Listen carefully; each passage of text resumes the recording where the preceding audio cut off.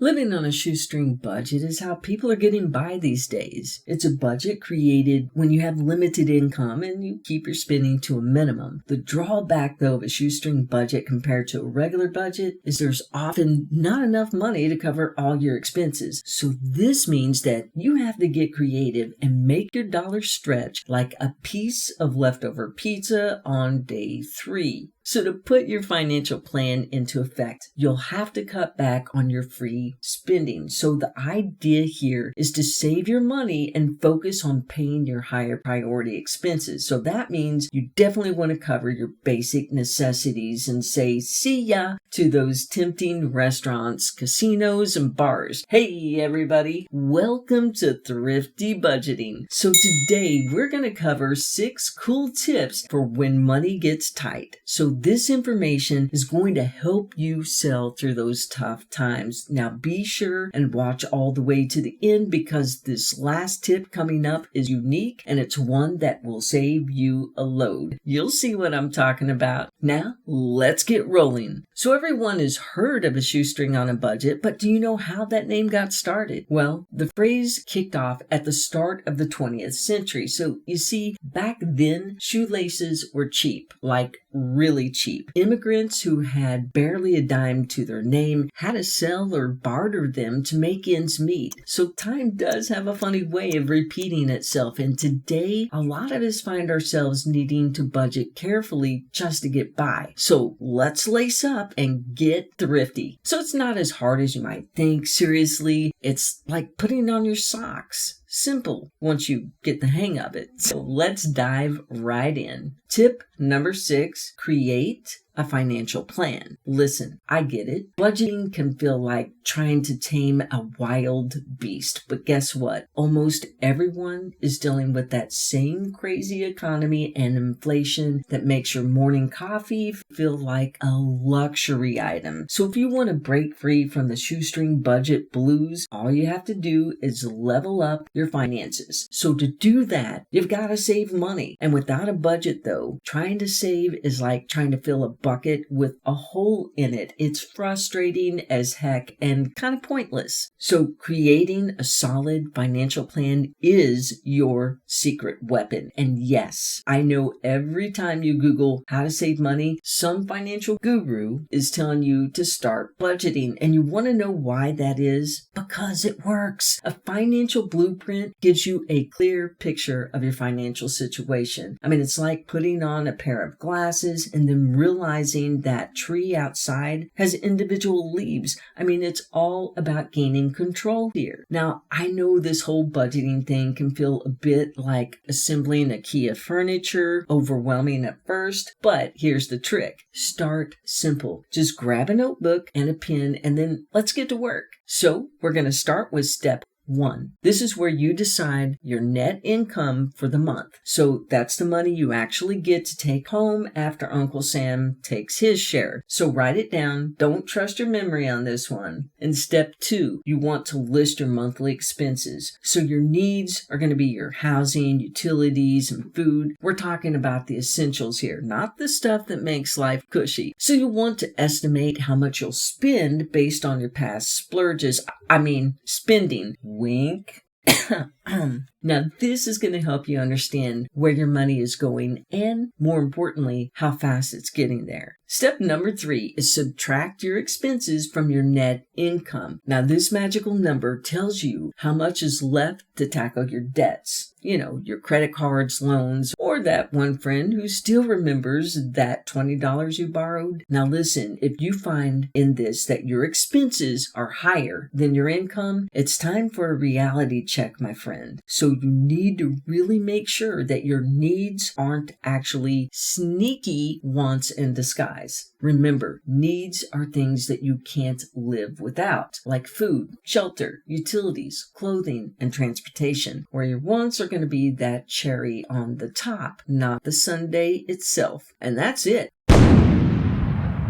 Boom, you've just created a budget. Now, here's the kicker. You'll need to make a new budget every month. Why? Because no 2 months are the same. I mean, some months may have birthdays, holidays, or random life events that can throw your budget off kilter. So you want to plan for those too. Now let's move on to the next money-saving tip, and that's tip number 5. Cut the cord on subscriptions. All right, I know what you're thinking, but I need my 15 different streaming services. Trust me, I get it. But when you're on a shoestring budget, it's time to put those subscriptions under the microscope and see which ones are really worth it. Spoiler alert, probably not as many as you think. So when life throws you a financial curveball, like a drop in income or unexpected expenses, the first thing that you gotta do is stop that money leak. And subscriptions, yeah, they're like little holes in your wallet, slowly draining your cash 1 month at a time. So let's be real. Do you really need all those video and music streaming platforms? How about those magazine memberships that you forgot you even had? Or the premium app that you promised to organize your life, but instead just organized itself into the unused folder on your phone? These aren't needs. They are wants dressed up in a, but it's only $9.99 a month disguise. By canceling these subscriptions that you don't use or don't even need, you can plug these leaks, and then you'll be able to watch your bank account breathe a sigh of relief. Now imagine this. If you have 10 subscriptions, each costing around $12 a month, that's $120 just poof, gone. Over a year's time, that's $1,440 that you could have paid off debt, built an emergency fund, or even treat yourself to a little something that actually brings you joy, like a trip to a theme park, or I don't know, maybe one streaming service that you actually do watch. So if you're still not ready to say goodbye to your subscriptions, try giving them a call and sweet talk your way into a lower rate. Now look, it might take a bit of time and charm, but hey, every dollar saved is a dollar earned. And if you're serious about sticking to that tight budget, it's time to get serious about those savings. So now let's move on to the next money saving tip, and trust me, it's a good one. Tip number 4, click,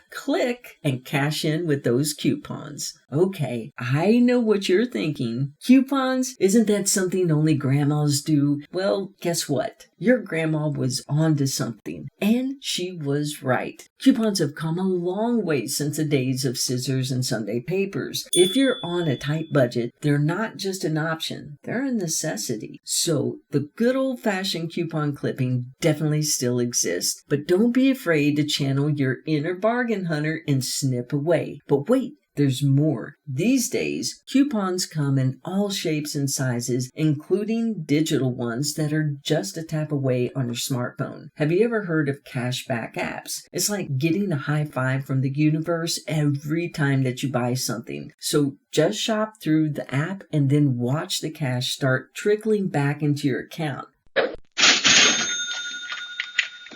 And don't even get me started on the loyalty programs. I mean, they're like secret clubs where the only membership requirement is that you love saving money. From groceries to clothing, these programs will offer you deals that can make your wallet do a happy dance. Oh, and here's the fun part. Price comparison. It's like a scavenger hunt, except instead of finding hidden treasures, you're hunting down the best deals. So apps, websites, in-store, wherever you can compare those prices, trust me, the savings are out there, but they're not going to jump out of the bushes and tap you on the shoulder. So you got to go after them and get them. So now all you have to do is dive into the wonderful world of coupons, cashbacks, and loyalty points. Remember the golden rule. Buy only what you need. Now, those tempting wants can wait until you're in a better financial place. For now, just focus on stacking those savings. And speaking of savings, let's talk about shopping smartly. Tip number 3. Master the art of thrifty shopping. Have you ever wondered what it takes to be a thrifty shopper? I mean, it's not just about pinching pennies. It's about making every dollar work overtime. I mean, a true thrifty shopper knows where to find the deals, whether it's at a discount store, thrift shops, flea markets, or even your neighbor's garage sale. And let's not forget about the sweet, sweet rebates that give you cash back just for making a purchase you were already planning on. So being thrifty isn't just about survival on a shoestring budget. It's a lifestyle that benefits everyone. You're not only saving money for yourself here, you're also supporting your local businesses and charities. I mean, it's like being a superhero, but instead of a cape, you've got a shopping list and a mission to the best deals in town. So to make the most of your thrifty shopping spree, planning is key. Seriously, before you even set foot in a store, you want to make a list of what you need, not what you want, and that list is your shield against the impulse buys, keeping your wallet safe from those unnecessary splurges. But hey, don't just settle for the first price that you see. Be sure and shop around and compare prices like a pro. Now, I promise if you continue to do this, you're really going to be surprised at how much you can save by simply checking a few extra places. So here's a pro tip. Buy out of season items when they're at rock bottom prices. Now you might feel a bit odd buying a Christmas tree in January or a winter coat in July even, but trust me, your future self and your wallet is going to ring you up and thank you. It's all about breaking your old bad habits and creating new frugal habits. Now learning this is easy. It's free and it's going to save you money in the end, and you can't beat that with a stick. Now here's a way that you can save money for a short amount of time that's really going to help you though. And that's tip number 2, negotiate your bills. The average APR in a credit card ballparks around 21%. That's not cheap,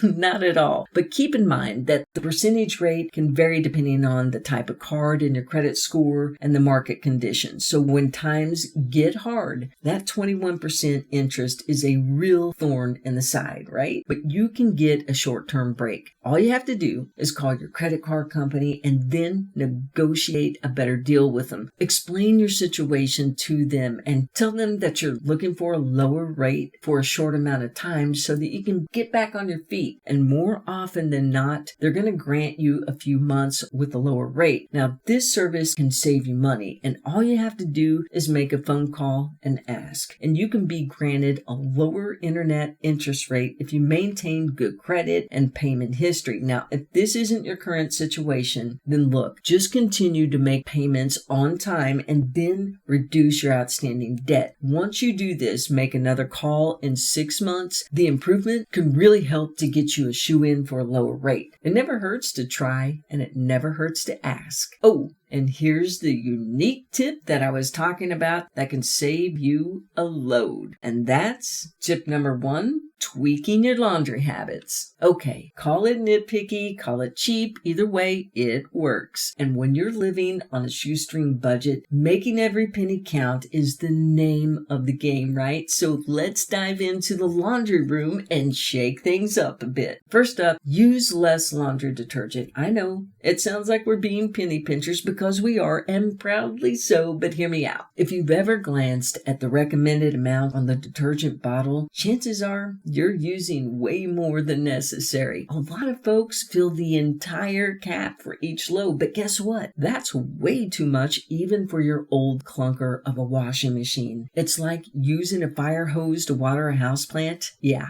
overkill. Here's the scoop. The older standard washers, the ones from pre-2007, only need about 2 tablespoons of detergent per load. Now, if you've got one of those fancy high-efficiency washers, then you need only about a teaspoon. That's right, just a teaspoon. So cut back and save some cash and still get your clothes clean. And that is a win-win, my friend. But that's not all. Using less detergent doesn't just save you money. It also helps your washer to last longer. Now, too much soap leaves residue, and that can lead to mold. And no one wants to wear clothes that smells like an old gym sock. Ew. Plus, leftover detergent traps dirt and minerals, giving your clothes that lovely permanent dingy look. Yikes. So not cool. And speaking of water, here's a trick for you high-efficiency washer owners. Those machines use less water, which sounds great until you realize that it may not be enough to get your clothes squeaky clean. So to outsmart your washer, you want to grab a 3 to 5 gallon bucket. Then you're just going to fill it with water and pour it over the load. So this will increase the weight, tricking the washer into adding more water for a better wash. Genius, right? And there you have it. 6 tips on how to live on a shoestring budget. Be sure and try these out and watch as you start saving money and getting out of debt one laundry load at a time. Now let us know in the comments if you have any thrifty budgeting tips that you would like for us to cover. And if you're not already, we would love for you to become a part of our thrifty budgeting family. So please be sure and hit that subscribe button and turn on the notification bell. That way you don't miss out on any videos on thrifty budgeting. So let's connect and I'll see you in the next video. Take care.